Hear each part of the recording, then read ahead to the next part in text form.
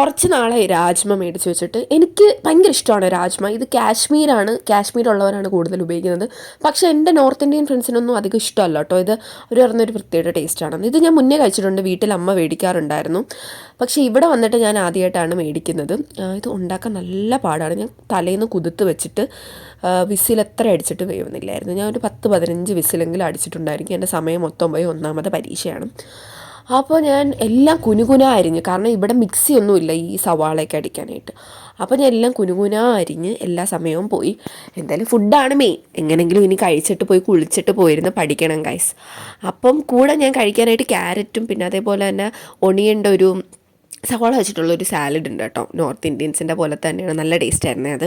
അപ്പോൾ ഇതിൻ്റെയൊക്കെ റെസിപ്പി വേണമെന്നുള്ളവരെന്തായാലും ഒന്ന് കമൻറ്റ് ചെയ്യുക. അപ്പോൾ അത്രയേ ഉള്ളൂ ഇന്നത്തെ വീഡിയോ. എല്ലാവരും സബ്സ്ക്രൈബ് ചെയ്തിട്ട് കാണുക, പ്ലീസ് സബ്സ്ക്രൈബ് ചെയ്യണേ. അപ്പോൾ ഇന്നത്തെ വീഡിയോ അത്രേ ഉള്ളൂ. ശരി, ബൈ.